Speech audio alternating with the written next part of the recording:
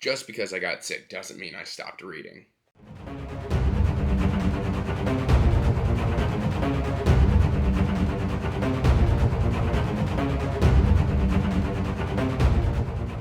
Hey everyone, welcome back to Andrew's Wizardly Reads, and today, guys, we are doing the wrap-up for, what month is this? October of 2024.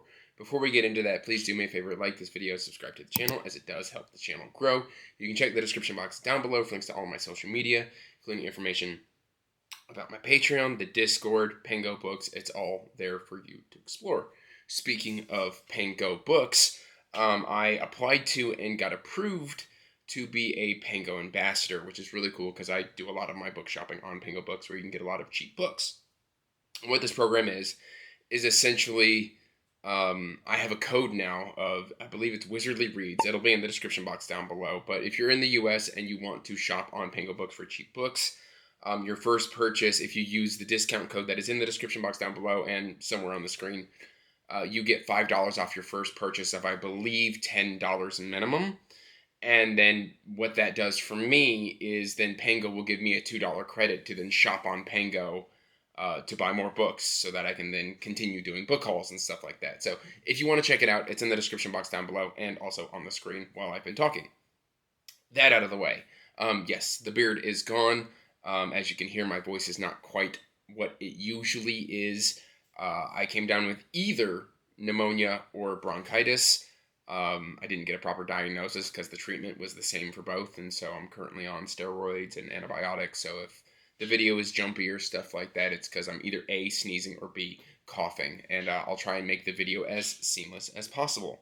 But I have done a lot of reading. I've done a lot of DNFing. I've read about 11 books, and I've DNF'd, I've DNF'd 2, and I've leery about 1. So the one I'm leery about is I was going to do Necroscope by Brian Lumley. And this was supposed to be a butter read with Nico from Nico's Book Reviews. And he noped out at about, I think, 40%. And we kind of talked about why he noped out. A lot of the stuff that happened there that he told me about is kind of stuff that I'm not really into when it comes to my books. So we'll see if this might be a DNF. I just haven't quite decided yet. I also realized that, yes, I have no facial hair, and it's because I think the steroid causes me to sneeze. When you sneeze and you have facial hair, it's a pain to clean up, and if you're sneezing every 15 minutes, Anyway, I just wanted to point out that, yes, I am growing back the beard, but I got frustrated and shaved it off. Anyway, back to the books. DNFs. We've got The September House by Carissa Orlando, and My Best Friend's Exorcism by Grady Hendrix. And this one, there was a scene about 40 or 50% of the way through that I have been told is very indicative of the way SA was handled in the 80s. And I don't really care. I still hated it. And so this is currently like a DNF for me right now. I don't really have any interest in continuing this novel. I didn't find it particularly funny. Like, I know Grady Hendrix is supposed to be like the kind of like levity style of horror. I didn't find it particularly funny. So far, like, I'm not sure Grady Hendrix is an author for me. I liked Horror Store. It was okay. It's not something I'll ever reread again. There was some tongue-in-cheekiness in there that I liked, but I felt the book was too short. This one, I just didn't get it. I wasn't jiving with it. And as much as I love this physical edition, this story just isn't for me. So, yeah. That was a DNF, and then I found this to have just tons of plot holes and character loopholes and decisions that didn't make a whole lot of sense. Like, in order to find yourself in this situation here, you have to have 0 survival skills and 0 common sense, and then to, like, stick with it. Like, she moves into this house, this woman moves into this house, and then, like, year-round, the wallpaper bleeds. It gets worse in September, thus the name September House. The wallpaper bleeds, and they're cleaning up. It's infested with ghosts, some that are like vicious and hostile, and they just willfully ignore it. And then like the events of the book start going in, and she's got knowledge that she has no way of accomplishing. And I said in the mid-month wrap-up, I flipped to the end. I hated that last chapter. The resolution that we get I thought was atrociously bad, and so this is a DNF. So this is going on my Pango books, and I'll be listing some of these for sale on Pango. Now to the books that I did read. Before I forget, there is one that I got an e-arc for, and I believe that's Eyes of Empire. This is turn 5 of the Hybrid Helix by J.C.M. Byrne. I really, really enjoyed this. I am planning on getting a physical copy here soon. This is a very enjoyable hybrid helix novel. We get to see Rowan really grow and start accepting what his new role in his current environment is. I love this. It was really, really, really well done. Fantastic stuff. And probably, I mean, I don't think I've given a hybrid helix book lower than like 4.5 stars. And this is sitting comfortably in that like 4.5 to 5 star range. It's very good stuff. Uh, if you haven't checked out JC and Burns' work yet, you 100% should. And then just so many physical reads. One of my biggest disappointments this month. Most of them are pretty good, but let's do the 2 disappointments. That's right. Oh no! London Bridge is falling down. Okay. So the 2 disappointments. We've got The Man and His Son. We've got Stephen King and we've got Joe Hill. This is Different Seasons by Stephen King. And I really liked the first story in here, which one is the first one in here? I liked, nuts. Read it. I like Shawshank. There we go. You'll have to forgive me. And Breathing Method were very, very good. I really, really enjoyed those stories. So the bookends on this novella collection are amazing. And then I felt like The Body had too much fluff in it, and I felt Apt Pupil had not enough body to it. Like it just jumps the shark a little bit in Apt Pupil, where we kind of just do something, and all of a sudden both characters just start doing it because reasons. And I didn't particularly love that. And I was really expecting this to be just a home run, and it wasn't for me. I would still give the collection overall like 4 stars. But I enjoyed like the Skeleton Crew short story collection more than I enjoyed this, which is not something that I was anticipating happening. I'm gonna put this over here. I'm gonna put it back there. So very good, but not mind blowing like I was expecting it to be. And then I was expecting to absolutely love The Fireman, and it's a very, very long Joe Hill book. And I know King's Sorrow that's supposed to be coming out in 2025 is also very long, which has me a little bit nervous because this was just kind of aimless. Essentially, we've got this plague that it's like a fungal plague that can cause people to like combust and stuff like that. But it's also got like a self-preservation thing. If you get too anxious, if you have that while having the fungal infection, you can like literally self-combust, and it becomes a worldwide pandemic. And then like we've got this character. She catches it. She gets pregnant. She finds out that her husband is an awful kind of person, and she joins this group of other people, and they kind of do their own little clan thing going on. And by the end of the story, I don't really want to touch on too many details. I liked all the characterization. I liked the writing, but the story itself was just aimless. We introduced a bunch of plot threads that do get resolved within the book, but then the end chapter is just kind of left up in the air. Nothing really got resolved. We're in arguably a worse position at the end of the book than when we started the book. We just have friends now. That's really all this was. And I don't know, after, I think like by page 600, I was done. I was tapped out. I didn't want this anymore. And it feels weird to have the book called The Fireman, because the fireman just the character in here who is called the fireman just gets the snot kicked out of him all book. Like he's usually like laid out ill with like broken ribs or something going wrong with him. And so he's not a very pervasive like character. He's not even the main character.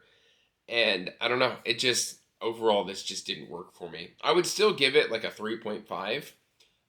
Like a C+ rating, maybe a B-, but overall, like I think it was just mainly a miss.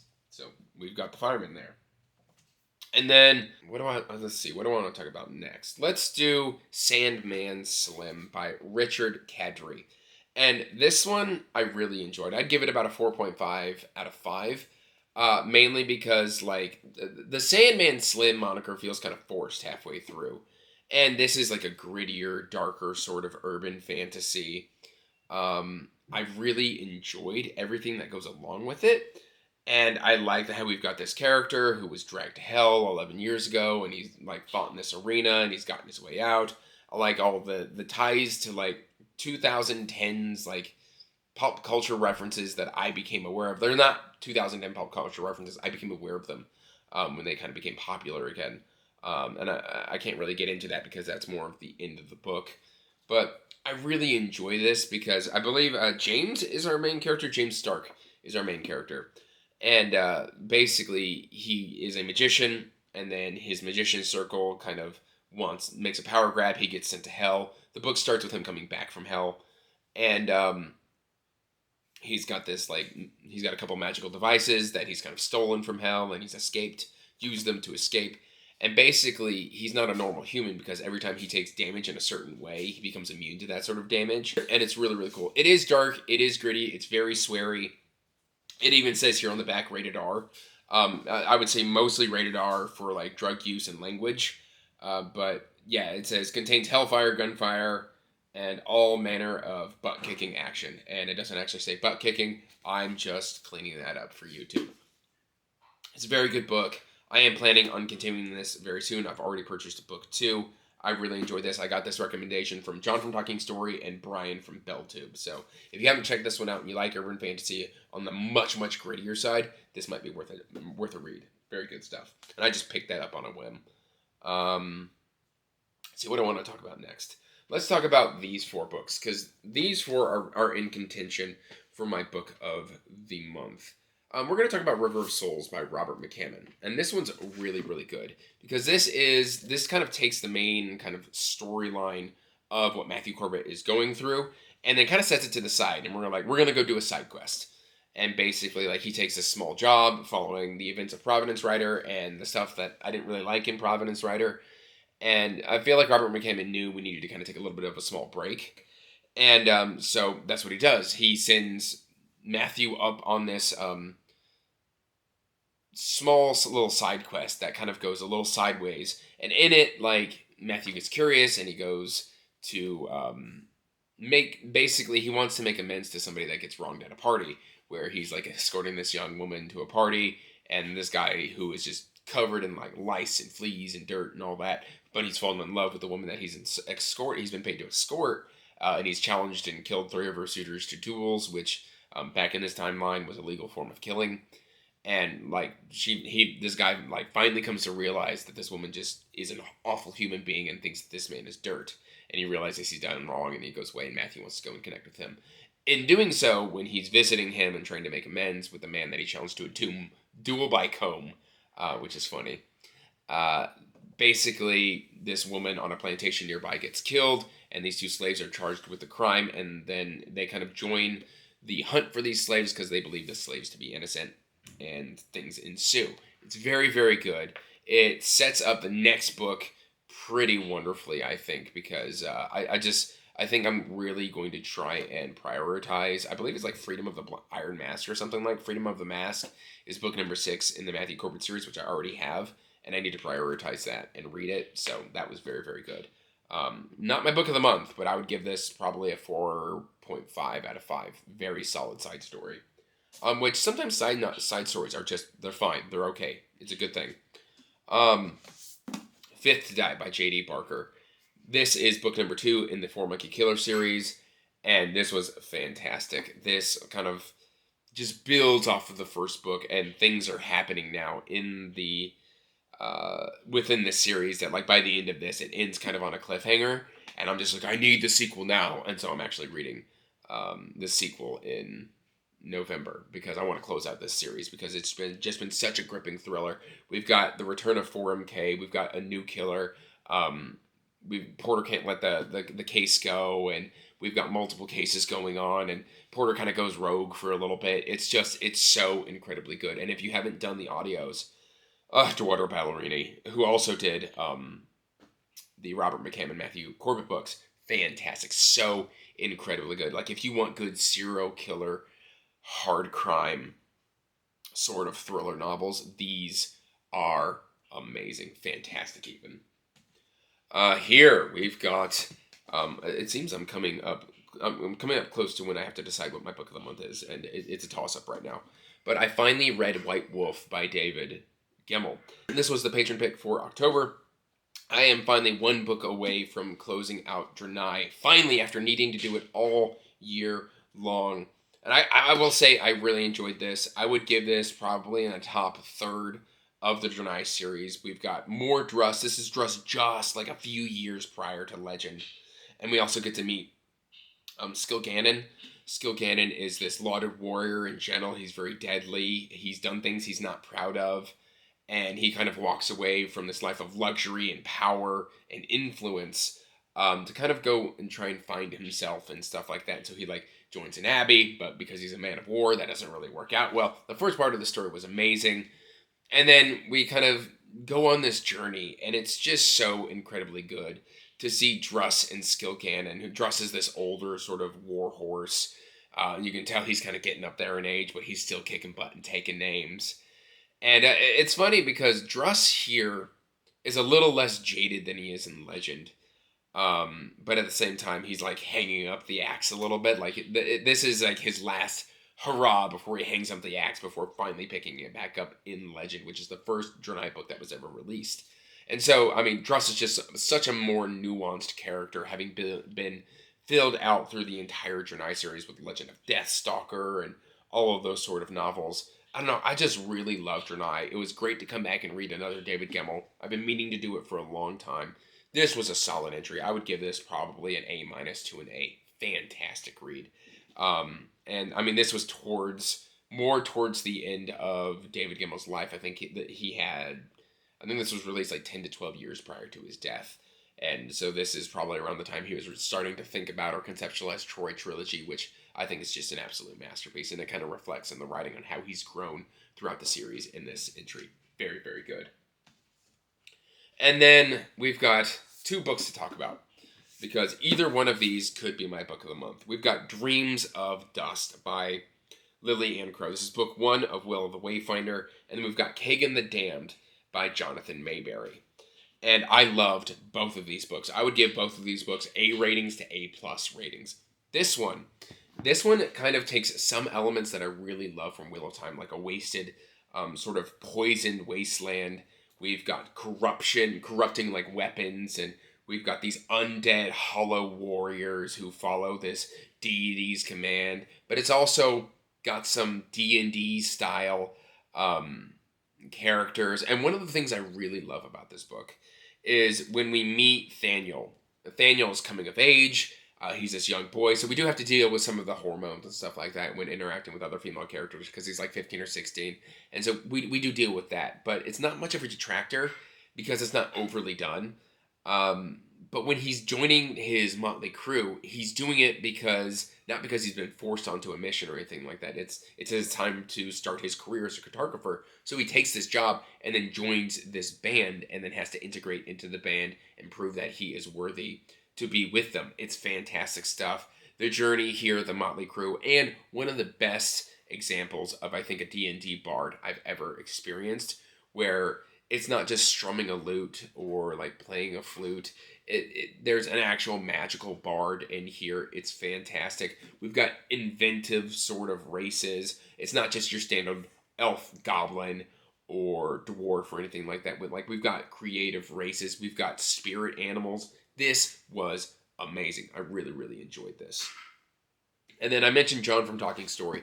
I bought this earlier this year based on his recommendation. And a lot of people didn't think I was going to like this, and now it's like in contention. I'm going to say both of these books are my book of the month. I can't choose one. But Kagan the Damned by Jonathan Mayberry. This was amazing. We basically followed Kagan. And if you do the audiobook, I think it actually elevates the story a little bit, which is done by Ray Porter. Because Kagan is a very melodramatic character, and a lot of people will call Kagan out for being melodramatic, and normally melodrama will bother me if it's ignored. It's actually pointed out like, hey, you're being dramatic, and then like, Kagan is either drunk or something like that. But anyway, this book starts with the downfall of an empire, and Kagan was off duty. He was out, what's the term I want to use here? I don't want to use, he was out carousing. We'll say that. He was imbibing in drink, and had engaged the services of a woman of ill repute. And basically an invasion happens, and he fights his way to the castle, or the capital, to the Empress, and ultimately, like, the royal family is slaughtered, and he has to flee the city and try and find purpose, and he thinks his gods have turned their backs on him, and this is supposedly set in, like, a future where we've kind of reverted back to using swords and horses and things of that nature, almost like a futuristic Earth. We've got elder gods like Cthulhu, and all of them make appearances here. There are eldritch cosmic horrors. There are horror elements. There's questing elements. There's a great bromance in here. I really, really enjoyed this book. It's fantastic. And at the time of recording, it is the 31st. And I am 81% into End of Watch by Stephen King. This is the final Bill Hodges book. You can see I am almost done with this book. This has been very good. I was expecting this to be a letdown. I consider myself pre-informed of what the twists in the story that King did in this, and so I wasn't disappointed by it. I knew to be braced for it, and I was okay with what happened here. I think this is very good. I like how Bill is handling what's happened to him, and there's a couple things where I'm just like, oh, like that seems a little bit forced, or that seems a little bit it has a little bit of the same problems that Cujo had for me. Like, everything has to line up in a very specific way for the events to happen. And so I was just like, oh, like, this is a very, very unlikely scenario that we have found ourselves in. But at the same time, I think it's handled better than in Cujo. I don't know if that makes sense. For those of you who know me, like, Cujo is not anywhere near the top of my, like, favorite Stephen King books. But I would give this one a solid, probably B+. 4 stars. It's been an enjoyable read. I've really enjoyed it. And then because I finished Dreams of Dust early, like 2 days early, I had like just a sliver where I could fit in a novella. And I decided to do Across the Sorrow Sea. I've got 40 minutes left in this book. I'm 62% into it. You can see this is a very short book. And again, this is Book of Five Swords by Anthony Ryan. I'm enjoying this. That's no surprise here. I really, really enjoy Anthony Ryan's writing. And I'm excited because I've only got one book before I'm fully caught up. And then I think there's one book left coming out in this series. And then it will be all caught up and complete. And I will have it all on my shelf. I love this series. I love Pilgrim. I love how each kind of... I like the maritime vibes of this one. And I'm actually currently, from the cover, I'm currently on this scene. That's where I left off last night. But it was like a chapter break. And I was like, man, I need to go to bed because I've got work in the morning. So... yeah, this has been amazing. It's been really good, and I'd give it like a B+. It's just really enjoyable, fast-paced action, and I'm enjoying the motley crew that has come together with all the demon blades and their questing and how everything has evolved throughout the series. This has been really good, and both of these two will be finished by the end of today, and that just leaves these two. These are tied books of the month. Very, very good. This is kind of cosmic horror fantasy, and this is more of a traditional style of quest-based fantasy. Very, very strong entries. Please do yourself a favor and check both of these out, including this one, because this is an indie book, and I think it deserves to be much, much bigger and much, much more read by people on BookTube. I don't know what I'm trying to say. The cough medicine is catching up to me. But that's all I've really got for today, guys. I hope you are doing well. Let me know if you agree or disagree with any of my thoughts here. Which ones of these books sound interesting to you? Don't forget that you can check out in the description box down below my link to my Pango Books Ambassador for that $5 off of your first purchase. I believe the code is Wizardly Reads. If not, it'll be corrected on the screen. But that's all I've really got for today, guys. I hope you're doing well. And let me know what your favorite book of the month in the comments down below was. Till next time, guys. Peace out. Stay magical. Bye. And as always, I want to give a huge thank you to my patrons. Thank you for supporting my passion and my hobby. It means the world to me.